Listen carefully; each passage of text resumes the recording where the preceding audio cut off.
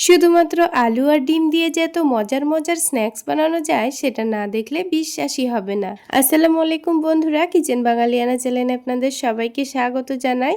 আজকে একই ভিডিওতে দুই রকম দুর্দান্ত স্বাদের স্ন্যাক্স বানিয়ে দেখাবো। হাতে মাত্র 10 মিনিট সময় থাকলে একসঙ্গে অনেকগুলো নাস্তা ঝটপট বানিয়ে ফেলতে পারবেন।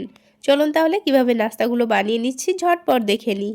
সবার প্রথমে একটা মিক্সিং বোলের মধ্যে নিয়ে নিচ্ছি 1 কাপ পরিমাণ ময়দা। আপনারা চাইলে আটা দিয়েও কিন্তু নাস্তাগুলো বানাতে পারেন। খুবই সামান্য দিয়েছি লবণ, আর তার সাথে দিয়ে দেব চিনি।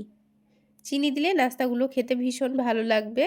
এবার এই শুকনো উপকরণগুলো একটু মিশিয়ে নিচ্ছি। এবার বারে বারে অল্প অল্প করে পানি দিয়ে একটা ডো মেখে নেব। ডোটা খুব বেশি নরমও হবে না, আবার খুব বেশি শক্তও হবে না। ঠিক যেইভাবে আমরা রুটি করার জন্য আটা মেখে থাকি সেইভাবেই ডোটা মেখে নেব। তো দেখুন কিছুক্ষণের মধ্যে আমি খুব সুন্দর করে ডোটা মেখে নিয়েছি। এবার এই ডোটাকে ঢেকে আমি কিছুক্ষণের জন্য রেস্টে রেখে দেব। আর ততক্ষণে আমি এদিকে একটা আলুর পুর রেডি করে নেব। তার জন্য আগে থেকে একটি বড় সাইজের আলু মধ্যে থেকে কেটে সেদ্ধ করে নিয়েছিলাম। এবার এই আলুটাকে গরম থাকা অবস্থায় একটা কাঁটা চামচ দিয়ে ম্যাশ করে নিচ্ছি। এই আলুর পুরটা তৈরি করতে মাত্র 2 মিনিট সময় লাগবে। কোনো রকম রান্না করার কোনো দরকার নেই। খুব অল্প সময়ের মধ্যে আপনারা দুর্দান্ত স্বাদের একটি আলুর পুর তৈরি করে নিতে পারবেন। তো দেখুন আলুটা খুব সুন্দর করে ম্যাশ করে নিয়েছি। আলুটাকে এক সাইডে সরিয়ে রেখে নিয়ে নিচ্ছি 5 কোয়া ভাজা রসুন। কাঁচা রসুনের থেকে এইভাবে একটু ভেজে রসুনটা দিলে দেখবেন আলুর টেস্টটা খেতে ভীষণ ভালো হয়।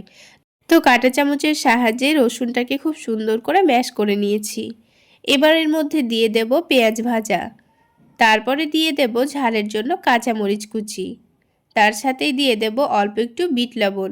স্বাদ মতো বিট লবণ দিয়েছি, আপনারা চাইলে নর্মাল লবণটাও দিতে পারেন। এবার দিয়ে দিচ্ছি 1 টেবিল চামচ মতো টমেটো সস, আর সবশেষে দিয়ে দেব ধনেপাতা কুচি। আপনাদের হাতের কাছে চাট মশলা থাকলে দেওয়ার চেষ্টা করবেন, তাহলে খেতে আরও বেশি ভালো লাগবে। আমার হাতের কাছে ছিল না তাই দিইনি।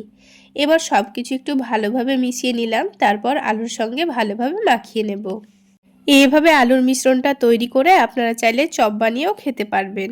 আর এখানে চাইলে আপনারা কাঁচা পেঁয়াজও দিতে পারেন, তবে পেঁয়াজ একটু ভেজে দিলে খেতে ভীষণ ভালো হয়। তো দেখুন আলুর মিশ্রণটা আমি তৈরি করে নিয়েছি। এবার এটাকে এখন এক সাইডে রেখে দিচ্ছি। আর এইদিকে দেখুন ময়দার ডোটাও কিন্তু আগের থেকে অনেকটাই সফট হয়ে গেছে। কিছুক্ষণ রেস্টে রাখলে ডোটা এমনিতে অনেকটা সফট হয়ে যায়। এবার এটাকে আরেকটু ভালো করে মেখে নিয়ে স্মুথ করে নেব। তো দেখুন কিছুক্ষণ ডোটাকে আমি খুব ভালো করে মেখে নিয়েছি। তারপর দুটো লেচি কেটে নিয়েছি। এই ডোটাকে একটু বড় করে আমি লেচি কেটে নেব, যেহেতু আমি রুটিগুলো বড় করে তৈরি করব। তো দেখুন আমি খুব বড় করে একটা লেচি তৈরি করে নিয়েছি। এবার এটা থেকে পাতলা করে রুটি বেলে নেব। যতটা সম্ভব পাতলা করার চেষ্টা করবেন, তাহলে নাস্তাগুলো খেতে ভীষণ ভালো লাগবে। তো আমি অনেকটা বড় ও অনেকটা পাতলা করে রুটিটা বেলে নিয়েছি। আপনারা দেখে নিশ্চয়ই বুঝতে পারছেন। রুটিটাকে কিন্তু আমি অনেকটা পাতলা করে বেলেছি। এবার যে আলুর মিশ্রণটা তৈরি করে রেখেছিলাম, এখান থেকে অর্ধেকটা আলুর মিশ্রণ এই রুটির মধ্যে দিয়ে দেব। এবার এই আলুর মিশ্রণটাকে রুটির চারিদিকে ভালোভাবে মাখিয়ে নিতে হবে। পাতলা করে রুটির চারিদিকে ছড়িয়ে দেব। তো দেখুন খুবই পাতলা করে আমি রুটির চারিদিকে আলুর মিশ্রণটাকে ছড়িয়ে দিচ্ছি। এবার আমি এটাকে ভাঁজ করে নেব। তো দেখুন কিভাবে ভাঁজ করছি আপনারা দেখে নিশ্চয়ই বুঝতে পারছেন। তো এইভাবে রুটিটাকে ফোল্ড করে নিতে হবে। তো রুটিটা দেখুন লম্বা করে ফোল্ড করে নিয়েছি। এবার রুটিটাকে পিস পিস করে কেটে নাস্তার শেপগুলো দিয়ে দেব। আপনারা আপনাদের পছন্দ মতো যে কোনো শেপেই কিন্তু নাস্তাগুলো বানাতে পারেন। তো দেখুন বন্ধুরা আমি কিন্তু 3 কোনা শেপে নাস্তাগুলো তৈরি করে নিচ্ছি। এইভাবে করে বাকি নাস্তাগুলো আমি তৈরি করে নেব। তাহলে দেখলেন তো বন্ধুরা কত অল্প সময়ের মধ্যে একসঙ্গে কতগুলো নাস্তা তৈরি করা হয়ে গেল। ঠিক একইভাবে আরেকটা রুটি থেকেও আমি নাস্তাগুলো কেটে নিয়েছি। দেখুন একসঙ্গে কিন্তু অনেকগুলো নাস্তা আমার তৈরি করা হয়ে গেছে। এবার আমি এই নাস্তাগুলোকে ভেজে নেব। তো ভেজে নেওয়ার জন্য আরও একটি কাজ আমাদের রেডি করে নিতে হবে। এখানে একটা ছোট বাটির মধ্যে একটা ডিম ভেঙে নিচ্ছি। এতগুলো নাস্তা তৈরি করতে কিন্তু আমাদের একটা ডিমই লাগবে, খুব বেশি ডিমের প্রয়োজন হয় না। ডিমটাকে শুধুমাত্র একটু লবণ দিয়ে ভালোভাবে ফেটিয়ে নিচ্ছি। তো আমি কাজটা একটা কাঁটা চামচ দিয়েই করে নিচ্ছি। এবার একটা করে নাস্তা নিয়ে নেব, তারপরে ডিমের ব্যাটারে ডুবিয়ে নেব। এবার ওই কাঁটা চামচটা দিয়ে ডিমটাকে এই নাস্তার মধ্যে ভালোভাবে লাগিয়ে দেব। তো দেখুন নাস্তাটাকে খুব সুন্দর করে ডিমের সঙ্গে কোট করে নিয়েছি। এবার এটাকে তুলে নিয়ে তেলে ছেড়ে দিতে হবে। তার জন্য প্যানের মধ্যে পরিমাণ মতো তেল দিয়ে দিচ্ছি। খুব বেশি তেল লাগবে না, খুবই অল্প তেলেই নাস্তাগুলো ভাজা হয়ে যায়।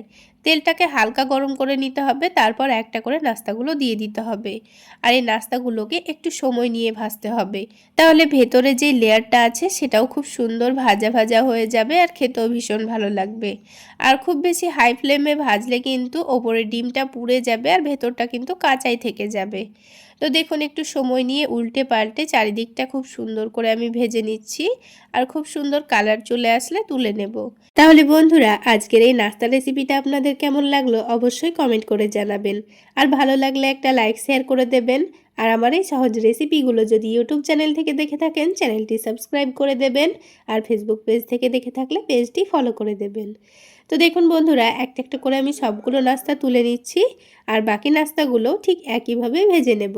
তো দেখুন বন্ধুরা, সবগুলো নাস্তা আমার ভেজে নেওয়া হয়ে গেছে। এবার এই নাস্তাগুলোকে আমি টমেটো সসের সঙ্গে পরিবেশন করে নিচ্ছি। এবার একটা নাস্তা ছিঁড়ে এর ভেতরটা আমি আপনাদের দেখিয়ে দিচ্ছি, তাহলে বুঝতে পারবেন ভেতরটাও কিন্তু খুব সুন্দর ভাজা হয়েছে, একটুও কাঁচা কাঁচা ভাব নেই। তো বন্ধুরা, একরকমভাবে নাস্তা বানানো তো হয়ে গেল, এবার আমি আপনাদের আরও একটি অন্যরকম পদ্ধতিতে নাস্তা বানিয়ে দেখাবো। তো নাস্তাগুলো তৈরি করে নেওয়ার জন্য আমি এখানে 2 কাপ পরিমাণ ময়দা নিয়ে নিচ্ছি। আপনারা চাইলে ময়দার পরিবর্তে আটা দিয়েও নাস্তাগুলো বানাতে পারেন। এবার এখানে স্বাদ মতো লবণ দিয়ে দিচ্ছি, তার সাথেই হাফ চা চামচ মতো দিয়ে দিচ্ছি চিনি।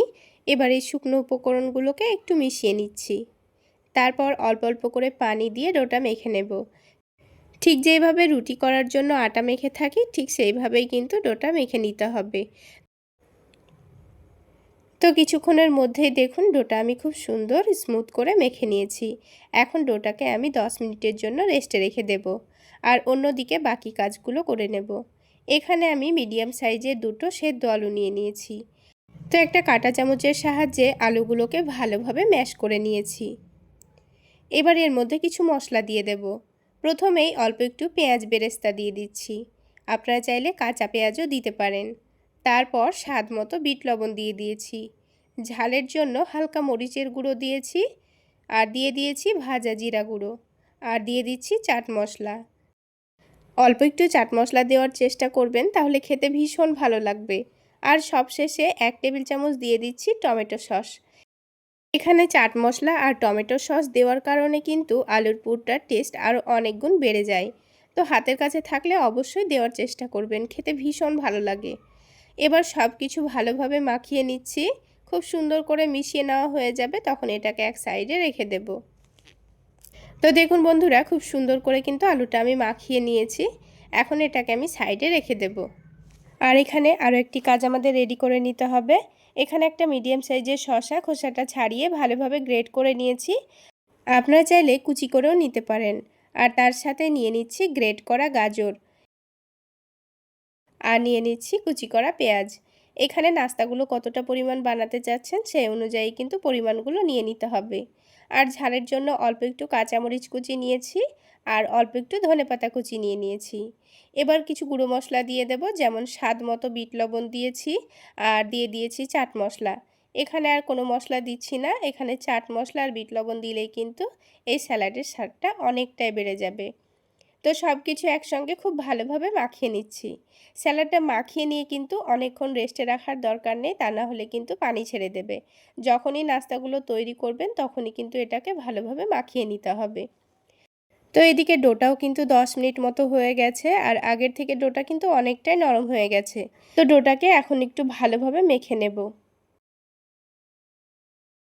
তো ডোটা হাতের মধ্যে লেগে লেগে আসছিল বলে অল্প করে একটু ময়দা নিয়ে নিয়েছি, তাহলে ডোটা একটু মাখতে সুবিধা হবে।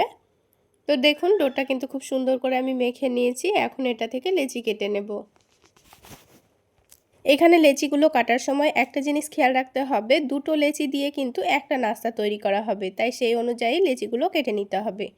তো একটা একটা করে লেচি নিয়ে এইভাবে সফট করে লই তৈরি করে নিতে হবে, তাহলে পরোটাগুলো বেলতে খুবই সুবিধা হবে। তো এবার অল্প করে একটু ময়দা ছড়িয়ে দিয়েছি, দিয়ে পাতলা করে লম্বা করে রুটিটা বেলে নেব।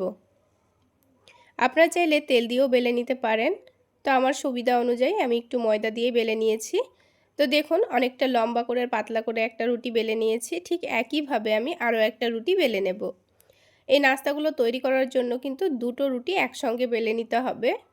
এবার যে আলুর পুরটা আমি তৈরি করে রেখেছিলাম ওখান থেকে 1 চামচ মতো নিয়ে এই রুটির চারিদিকে ভালোভাবে মাখিয়ে নেব। তো রুটির চারিদিকে খুব সুন্দর করে আলুর পুরটা লাগিয়ে দিয়েছি। এবার যে আরও একটা আমি রুটি বেলে রেখেছিলাম এই রুটিটাকে এই রুটির ওপরটায় রেখে দেব।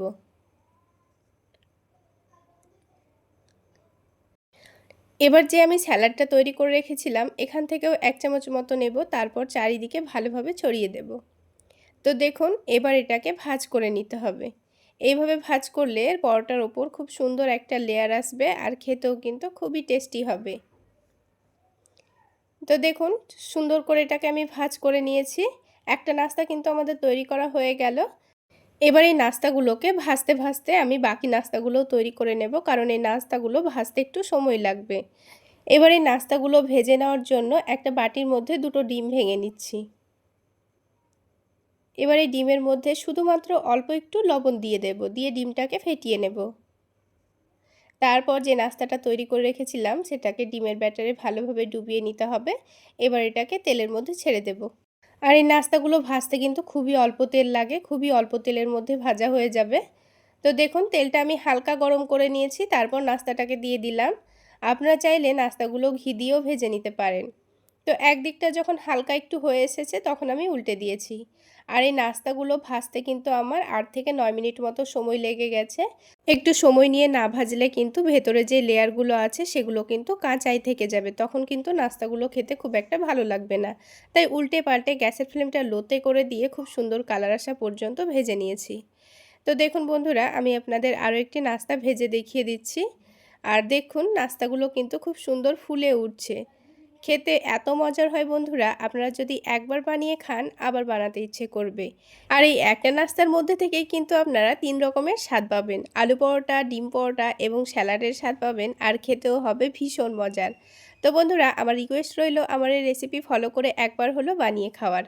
তো দেখুন বন্ধুরা ঠিক একইভাবে আমি সবগুলো নাস্তা ভেজে নিয়েছি।